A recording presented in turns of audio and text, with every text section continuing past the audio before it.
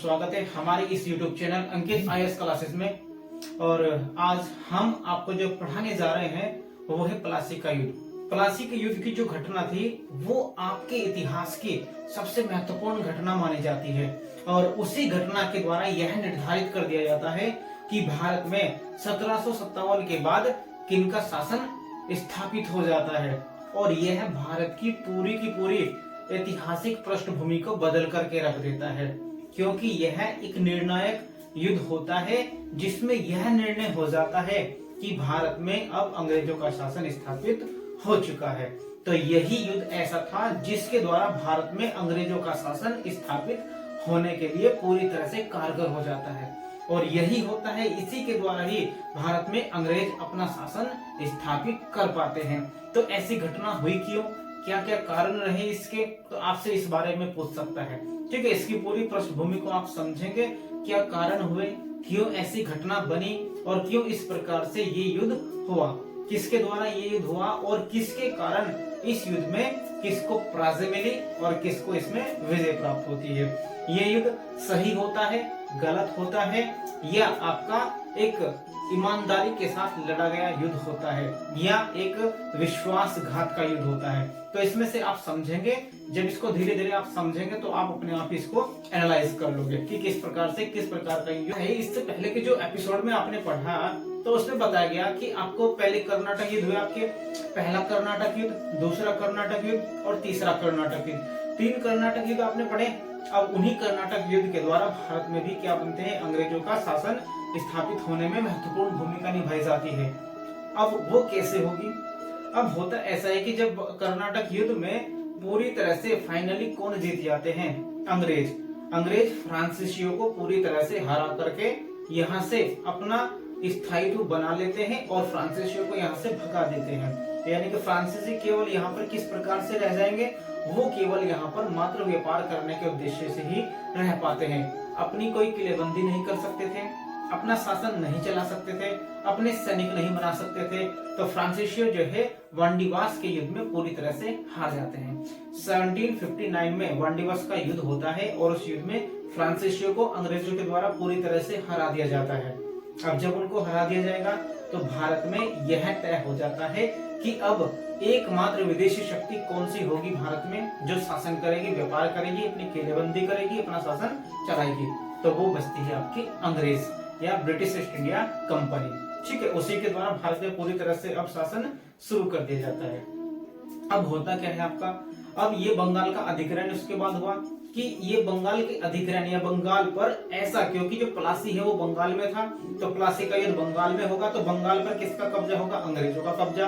तो किस प्रकार से अंग्रेजों के द्वारा बंगाल का अधिग्रहण किया गया था, तो ये इस प्रकार से आप पढ़ेंगे। आपको बताया था कि 1717 में फर्रुख सियर के द्वारा एक फरमान जारी कर दिया गया था, शाही फरमान दे दिया गया था कंपनी के द्वारा कि आप बंगाल में पूरी तरह से फ्री होकर के अपना व्यापार कर सकते हो। उनको टैक्स की फ्री कर दिया था, उनको टैक्स फ्री कर दिया कि भाई आप यहाँ पर बिना टैक्स के ही अपना व्यापार कर सकते हो, और उनको हस्ताक्षर के लिए एक अधिकार दे दिया गया था। अब वे क्या करने लगे थे, उसका दुरुपयोग करने लगे थे। जब अंग्रेज उसका दुरुपयोग करने लगे, अब किसको पता चला, अब जो बंगाल के नवाब थे आपके अलीवर्दी खान को पता चला था। अलीवर्दी खान ने पहले क्या किया, उनको रोकने की कोशिश करी, लेकिन अलीवर्दी खान उनको नहीं रोक पाया। कोशिश की, उनको समझाया, बहुत कुछ समझाया, लेकिन अंग्रेज नहीं माने और अंग्रेजों ने अपना जो व्यापार है वो पूरी तरह से जारी रखा। और जो वहां के व्यापारी हुआ करते लोकल, उनको भी अपने ही जो हस्ताक्षर के द्वारा पास करा दिया करते थे, जिससे जो नवाब हुआ करता था बंगाल का, उसके पास राजस्व की कमी होने लगी, क्योंकि टैक्स का पैसा उनके पास जा नहीं रहा। तो अब राजस्व में क्या होने लगा, कमी होने लगी, क्योंकि जो राजस्व आता है, जो राजस्व होता है, शाही खजाना होता है जो नवाब का, वो सारा का सारा टैक्स के पैसे का ही होता है। अब टैक्स का पैसा आ नहीं रहा क्योंकि अंग्रेजों ने उसका दुरुपयोग किया, अंग्रेज अपने पास रखते थे, वहां तक नहीं पहुंचने देते थे। इसी कारण से अब जो नवाब है वो इसको कंपनी को समझाने की कोशिश करेंगे, लेकिन वो नहीं समझा पाते। अब अलीवर्दी खान का एक भेता होता है, तो अब उसको सिराजुद्दौला को नवाब बनाया जाता है, क्योंकि इसकी अचानक से ही 1756 में मृत्यु हो जाएगी। जब अलीवर्दी खान की 1756 में मृत्यु हो जाती है, तो उसके बाद इसके भेते सिराजुद्दौला को नवाब बना दिया जाता है। अब सिराजुद्दौला लगभग था 18-20 साल की उम्र का, बहुत एज यानी कि उम्र इसकी युवा था। अब युवा था तो जोश भी अलग होता है, तो उसी तरह से उसने भी अपने जो युवा होने के नाते ही जो कंपनी थी, कंपनी के साथ पूरी तरह से जोश के साथ युद्ध करना शुरू कर दिया। उनको सबसे पहले समझाया, वो समझे। जो कलकत्ता में किलेबंदी फोर्ट विलियम था, उस पर इसने युद्ध किया, आक्रमण किया और उनको अंग्रेजों को पकड़ लेता है। अंग्रेजों को पकड़ करके वहां बंदी बना लिया जाता है।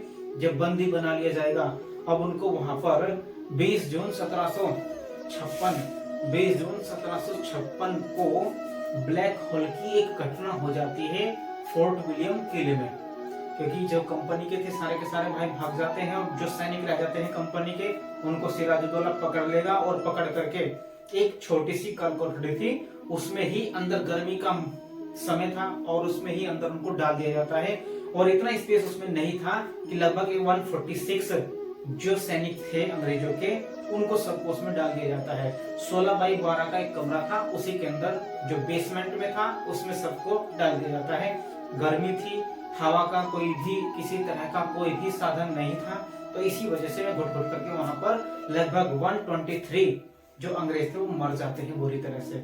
और केवल ये माना गया था कि उसमें 23 जो अंग्रेज थे वो बचे थे वहां पर। तो इस घटना को ब्लैक होल की घटना कहा गया था। जब ये ब्लैक होल की घटना थी और इस ब्लैक होल की घटना के कारण इतने अंग्रेज मारे जाते हैं, तो इसका जो दुख है वो अंग्रेजों को होता है। अब अंग्रेज करेंगे क्या? अब अंग्रेज इसका बदला लेने के लिए अपने एक गवर्नर यानी अपने एक जो क्लर्क के रूप में आया हुआ था भारत में, तो कंपनी में क्लर्क के रूप में यहाँ पर नियुक्त हुआ था। अब वही क्या करेगा, रॉबर्ट क्लाइव यहाँ पर आएगा और अपने इनका बदला लेने के लिए नीतियां बनानी शुरू कर देगा। अब ये होगा कि जब वो यहाँ पर आएगा, अब यहाँ पर आने के बाद वो सबसे पहले आपके बंगाल वाले क्षेत्र में आता है और चंद्रनगर पर जाकर के अपना कब्जा कर लेता है। जब चंद्रनगर पर कब्जा कर लेगा, अब उसके बाद सिराजुद्दौला को बुलाया जाता है। सिराजुद्दौला आता है और सिराजुद्दौला भी एक बार को देख करके इनको घबरा जाता है और इनके बीच कलकत्ता में अलीनगर की संधि कर ली जाती है। अलीनगर की संधि कर ली जाती है और जो कलकत्ता का नाम ही अलीनगर रखा गया था और इसलिए अलीनगर की संधि कर ली जाती है। और ये जो है जब वो सौंप करके एक मानिकचंद को सौंप करके चला जाता है सिराजुद्दौला, तो मानिकचंद एक बेईमान व्यक्ति माना गया है, क्योंकि उसने रिश्वत लेकर के जो सारे का सारा जो अलीनगर है वो किसको सौंप दिया था, उसका अधिकार व्यापार करने का, वो अंग्रेजों को, क्लाइव को सौंप दिया था। तो इस तरह से सौंपा गया। तो इस तरह से ऐसी घटना के बारे में अब धीरे धीरे क्या करने लगे, अब अंग्रेज अपना वहां पर व्यापार करने लगे थे बंगाल में, वहां पर स्थायित्व जमाने लगे। अब इसी कारण से अब क्या होगा, जो ये है आपका रॉबर्ट क्लाइव, ये अब करेगा जितने भी सिराजुद्दौला के सहयोगी थे, जितने भी उसके बड़े प्रधान जो भी सेनापति थे, बड़े प्रधान सेनापति थे, जितने भी उसके दीवान थे, जितने भी महत्वपूर्ण उसके करीबी थे, उन सबसे मिलता है। अब मिलने के बाद जो मीर जाफर था उसका प्रमुख सेनापति, सिराजुद्दौला का प्रमुख सेनापति था मीर जाफर, जिसके पास इसका लगभग सबसे बड़ी सेना थी। 90% सेना का नियंत्रण उसी के द्वारा किया जाता था। अब अंग्रेजों ने सोचा, रॉबर्ट क्लाइव ने सोचा कि यदि मीर जाफर हमारे साथ मिल जाए तो सिराजुद्दौला को हम पूरी तरह से हरा सकते हैं और उसको हराने में हमें किसी भी तरह का संघर्ष नहीं करना पड़ेगा। तो इसी कारण से अब रॉबर्ट क्लाइव मीर जाफर से मिलता है और मीर जाफर के पास संदेश भिजवा देता है और उससे कहता है कि यदि तुम हमारे साथ मिल जाओ और सिराजुद्दौला को मारने में या गद्दी से हटाने में हमारी मदद करोगे तो हम तुम्हें बंगाल का नवाब बना देंगे। अब इस बात का लालच मीर जाफर को आ जाता है और इसी लालच में वह अंग्रेजों का साथ देने के लिए तैयार हो जाता है। और सिराजुद्दौला से कुछ नफरत भी करते थे, जो इनके सहयोगी थे वो इनके विरोधी भी थे, जैसे जगत सेठ जो इनके कुछ व्यापारी थे, दीवान थे, उनमें से सब क्या करते थे, इसका विरोध भी करते थे। क्योंकि ऐसा करते क्योंकि छोटी उम्र का था और छोटी उम्र का होने के साथ इसको नवाब बना दिया गया, तो इस वजह से वे इससे कुछ नफरत करते थे। ठीक है, इसे कह सकते हो ईर्ष्या, कह सकते हो घृणा, कह सकते हो। ठीक है, तो इस प्रकार से थी बस जिले से। तो ये था कि उसमें कुछ ऐसे व्यक्ति थे जैसे जगत सेठ हो गया, मानिकचंद हो गया, राय दुर्लभ हो गया, और एक खान दीवान के नाम से था, एक इसकी मौसी थी घसीटी बेगम, मोसी घसीटी बेगम थी इसकी। ठीक है, तो ये जो थे मीर जाफर भी था। अब ये सारे इससे नफरत करते थे और चाहते थे कि हम कुछ यहाँ पर बड़ा पद ले सके, तो इसे मरवाना चाहते थे सभी। और मीर जाफर मिल जाता है अब रॉबर्ट क्लाइव के साथ, और सबको भी क्या है अपने साथ मिला लिया जाता है, क्योंकि सबकी इच्छा ही यही थी कि सिराजुद्दौला को कोई हटाने के लिए आए और हम उसका साथ दें। तो अब सबने अंग्रेजों का साथ देना स्वीकार कर लिया। अब होता क्या है, अब इसी के कारण अब प्लासी नामक स्थान पर एक युद्ध की घोषणा हो जाती है। अब उनको क्या होता है कि जो सिराजुद्दौला था उसको पहले तो पता चल जाता है कि जो हमारे जो सेनापति है मीर जाफर, ये अंग्रेजों के साथ मिल चुके हैं, लेकिन इस बात का पता वो उसको नहीं चलने देता। और बाद में जब पता चलता है तो वो उससे बात करता है कि भाई तुम ऐसे कैसे मिल गए, लेकिन किसी तरह से मीर जाफर ने रो करके गिड़गिड़ा करके पैरों में पड़ के माफी मांगी और कहा कि मैं अब आपके खिलाफ नहीं जाऊंगा और अंग्रेजों का साथ नहीं दूंगा, मुझे माफ कर दे। तो इस तरह से माफी मांग लेता है। माफी मांगने के बाद सिराजुद्दौला उसको माफ कर देगा। जब सिराजुद्दौला उसको माफ कर देगा तो माफ करने के बाद उसको छोड़ करके चला जाता है, लेकिन मीर जाफर उसके साथ फिर भी विश्वासघात कर देता है। अब ये होगा कि इसमें, क्योंकि जो ये प्लासी का युद्ध है ये होता कब है, ये 23 जून 1757 में प्लासी, बंगाल में प्लासी नामक स्थान पर होता है। जो स्थान, जो हुगली नदी है आपकी, जो गंगा नदी से निकली हुई हुगली नदी है, भागीरथी से निकली हुई हुगली नदी है, जो बंगाल में को जाती है और उस नदी के किनारे तट पर होता है, प्लासी नामक स्थान पर होता है। अब ये युद्ध क्या कहते हैं कि आने वाले आगे के आने वाले 200 वर्षों का भविष्य तय कर देता है कि इस युद्ध के बाद भविष्य में 200 वर्षों तक किसका शासन चलना है। 200 वर्षों तक लगभग अंग्रेजों का शासन चलेगा, वो इसी युद्ध के द्वारा तय कर दिया जाता है। अब होता क्या है कि यहाँ पर जो पृष्ठभूमि है ये तय होता है कि मीर जाफर और जो रॉबर्ट क्लाइव थे अंग्रेजों कंपनी के सेनापति, अब उन दोनों के बीच मीटिंग हो जाती है और वे करते हैं कि तुम सिराजुद्दौला को इस जगह पर लेकर के आओगे। और उस समय जो युद्ध होना था और युद्ध को एक दिन के लिए टालने के लिए कह दिया। मीर जाफर को ये बात पता चली जब रॉबर्ट क्लाइव ने इससे बोल दिया कि आप सिराजुद्दौला से कह देना कि एक बार जो युद्ध है हमें एक दिन बात करना है, जिससे उस दिन में वे क्या कर सके, वे अपनी सारी रणनीति बना सके, अपने सारे के सारे जो पैतरे अपनाने थे अंग्रेजों को वो तैयार कर सके। तो इसी कारण अब उन्होंने क्या किया कि एक जो युद्ध होना था आपका लगभग 22 जून को होना था, 22 जून 1757 को इस युद्ध की घोषणा हो चुकी थी कि 22 जून 1757 को सिराजुद्दौला और ब्रिटिश ईस्ट इंडिया कंपनी के बीच युद्ध होगा। लेकिन अब उसके कहने पर मीर जाफर ने इसको क्या कर दिया, सिराजुद्दौला से बात करके एक दिन टाल दिया। तो इसलिए युद्ध 23 जून 1757 को प्लासी नामक स्थान पर होता है। अब लेकिन जो है सारी की सारी सेना मीर जाफर के नियंत्रण में थी और मीर जाफर किसके पक्ष में था, वो रॉबर्ट क्लाइव के पक्ष में था और इस बात का सिराजुद्दौला को नहीं पता था। उसने सोचा कि अब इसने माफी मांगी है, इसको अपनी गलती का एहसास हो गया है और इसलिए अब ये धोखा नहीं करेगा, लेकिन ऐसा नहीं हुआ। उसने दोबारा से धोखा किया इसके साथ। अब होगा क्या कि जब इन दोनों के बीच सिराजुद्दौला और रॉबर्ट क्लाइव के बीच जब युद्ध होता है तो मीर जाफर, राय दुर्लभ, मानिकचंद ये सारे के सारे बिना युद्ध किए ही वापस लौटने लगते हैं। और ये कहा जाता है इन दोनों के बीच में, रॉबर्ट क्लाइव और मीर जाफर के बीच में यह बात तय हो जाती है कि आप किसी तरह से सिराजुद्दौला को एक साइड में भेजोगे, किसी तरह से अकेले में भेजोगे जिससे हम उसको मार सके। तो अब ये होता है कि मीर जाफर सिराजुद्दौला को कहता है कि नवाब आप यहाँ से इस साइड में निकल जाओ और हम इनके साथ लड़ेंगे।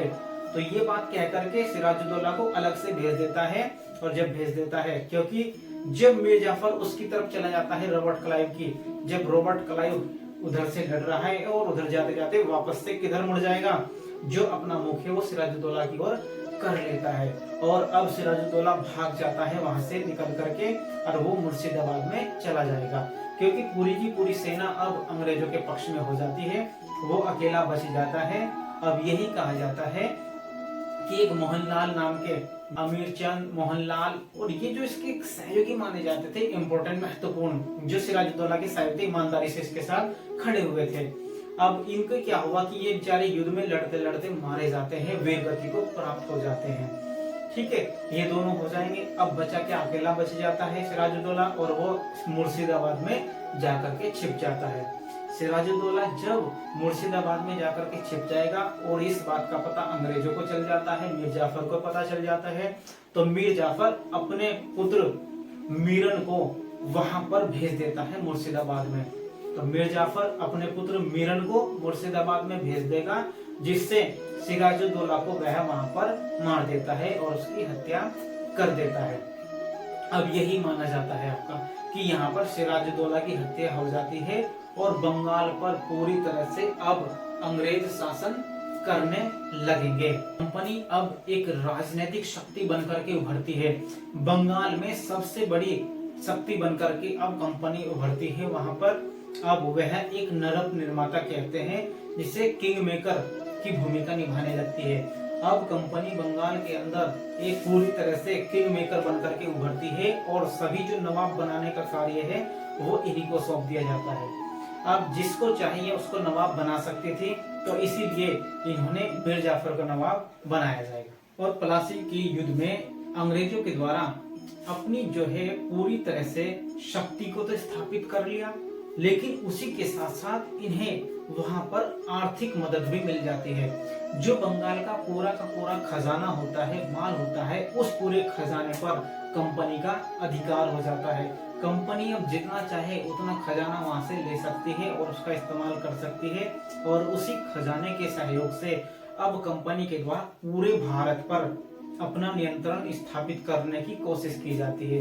क्योंकि पूरे भारत पर अगर आप नियंत्रण करना चाहोगे, इसके लिए आपको पैसे की भी जरूरत होगी, आर्थिक मदद सबसे जरूरी थी, और जो आर्थिक मदद इनको बंगाल से मिल जाती है, क्योंकि बंगाल सबसे समृद्धिशाली क्षेत्र माना जाता था पूरे भारत का। सबसे ज्यादा खजाना, सबसे ज्यादा व्यापार वहीं पर होता था। तो इसी कारण अब उनको पूरे संपूर्ण भारत में अपना शासन चलाने की पूरी तरह से अनुमति भी मिल जाती है और सहयोग भी मिल जाएगा, क्योंकि आर्थिक मदद इनको मिल जाएगी वहां से पूरी तरीके से। और इसी युद्ध के बाद मीर जाफर जब नवाब बन जाता है, और मीर जाफर के द्वारा कंपनी को लगभग 24 परगना की जिम्मेदारी सौंप दी जाती है। ठीक है, और उसके बाद उसी के साथ साथ बंगाल, बिहार और उड़ीसा, इनकी भी जो उसको पूरी तरह से जो व्यापार करने का, यानी कि फ्री व्यापार करने की अनुमति दे दी जाती है बंगाल, बिहार, उड़ीसा पर पूरी तरीके से। यहाँ तक अब मीर जाफर को बंगाल का नवाब जब बना दिया जाता है, तो इसके बाद अंग्रेजों की जो मांगे हैं वो इतनी अधिक बढ़ने लगती है कि जिससे मीर जाफर इनकी मांगों को पूरा करने में असफल रहता है। मीर जाफर के बर्तन तक बिक जाते हैं, अब वो उनकी पूरी मांगे नहीं कर सकता था। अब जब मीर जाफर अंग्रेजों की मांग पूरी नहीं कर पा रहा था नवाब के रूप में, तो अब अंग्रेज उसे वहां से पद से हटा करके अब अध्यक्ष, यानी कि अब अंग्रेज क्या करेंगे, उसको वहां से हटाएंगे और हटा करके उसकी जगह दूसरे को नवाब बना दिया जाता है। और मीर जाफर को वहां से पद से हटा दिया जाता है और उसके बाद वहां पर उसी के दामाद मीर कासिम को बंगाल का नवाब बना दिया जाता है। अब मीर कासिम जब बंगाल का नवाब 1760 में बन जाता है, 1760 में बंगाल का नवाब मीर कासिम को बना दिया जाता है, जो मीर जाफर का दामाद था। अब उसने भी कुछ समय तक तो इनकी मांगों को पूरा किया, लेकिन धीरे धीरे जब इनका खजाना पूरी तरह से खत्म होने लगा, अब जब खजाना खत्म होने लगा तो अब उनकी मांगे कहाँ से पूरी की जाए, अब वो भी इनकी मांगे पूरी करने में असमर्थ होने लगा। अब इसीलिए इनसे बचने के लिए उसने अपनी राजधानी को, मीर कासिम ने अपनी राजधानी को मुर्शिदाबाद से मुंगेर स्थापित कर दिया, जिससे कि अब वहां तक अंग्रेज ना पहुंच सके। अब अपनी राजधानी को वहां पर स्थापित कर दिया और वहीं पर जाकर के मुंगेर में ही इसने बंदूक के कारखाने और अपने अलग अलग कारखाने खोलने स्थापित कर दिए, जिससे अपनी शक्ति को मजबूत कर सके।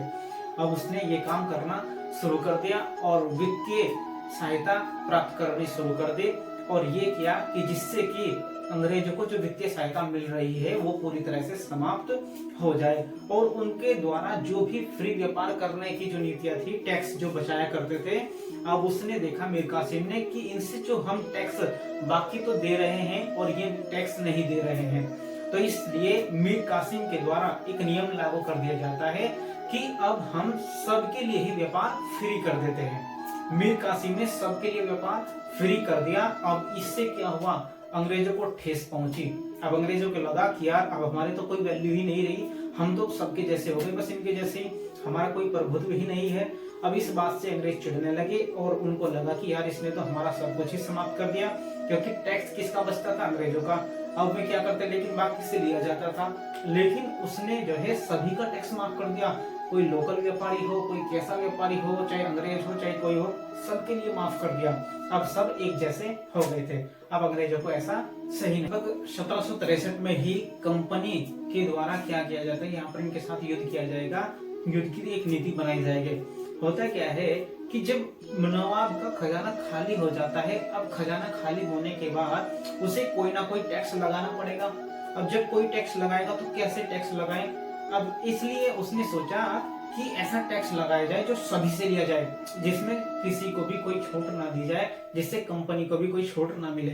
अब उसने क्या कर दिया, एक खिजरी जमा नाम का एक कर लगा दिया। वो ऐसा कर था जो सभी से लिया जाता था, कोई देसी हो, कोई विदेशी हो, कोई किसान हो, कोई भी हो, सभी से क्या है वो टैक्स लिया जाता था। उसे कहते थे खिजरी जमा टैक्स। अब उसने ये लगा दिया क्योंकि उसने करनी थी अपने राजस्व में जो पैसा था उसकी वृद्धि करनी थी, जिससे कि राजस्व वृद्धि होने लगे, उसकी जो सही खजाना है उसमें वृद्धि होने लगे।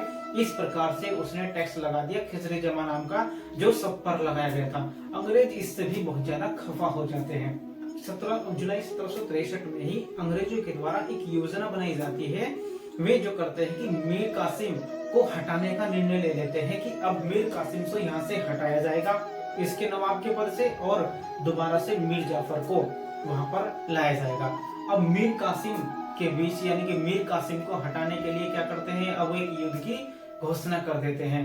अब वही युद्ध की घोषणा करेंगे। अब जो उसी कारण से क्या होता है, आपका बक्सर का युद्ध होगा आगे चल करके। कंपनी मीर कासिम को हटा करके मीर जाफर को दोबारा से नवाब बना देती है 1763 में। 1763 में मीर जाफर दोबारा से बंगाल का नवाब बन जाएगा। अब उसके बाद मीर कासिम वहां से भाग करके कहाँ चला जाता है, अवध के नवाब सुजाउद्दौला के पास शरण लेकर के चला जाता है। तो सुजाउद्दौला के पास शरण ले लेता है, अवध के नवाब के पास, और वहां पर शरण लेगा। लेकिन वहां पर पहले से ही जो मुगल सम्राट थे शाह आलम देवते, वो भी वहीं पर शरण लिए हुए थे, उन्होंने वहां पर शरण ले रखी थी। अब तीनों क्या हो जाते हैं, एक साथ हो जाते हैं, तीनों मिल जाते हैं और तीनों मिलकर के अब क्या करेंगे, अंग्रेजों के विरुद्ध युद्ध करने की घोषणा कर देते हैं। अब तीनों मिलकर के जब युद्ध करने की घोषणा करते हैं तो लगभग अक्टूबर 1764 में बक्सर नामक स्थान पर युद्ध होता है उड़ीसा में। तो बक्सर के युद्ध की घोषणा कर दी जाती है। और इसी के बाद होता है आपका, जब ये तीनों मिलेंगे, तीनों होंगे, मीर कासिम की सेना होगी, सुजाउद्दौला की सेना होगी अवध के नवाब की, और मुगल सम्राट शाह आलम द्वितीय। इन तीनों की सेना मिलकर के किसके साथ युद्ध करती है, कंपनी के साथ करेगी, अंग्रेजों के साथ। अब इनके बीच युद्ध होगा और वही युद्ध अक्टूबर 1764 में होगा, जिसे कहा जाएगा बक्सर का युद्ध कहा जाता है। अब इस बक्सर के युद्ध के बारे में आप पढ़ेंगे नेक्स्ट एपिसोड में। आज का एपिसोड आपका इतना ही है। ओके, इतने ध्यान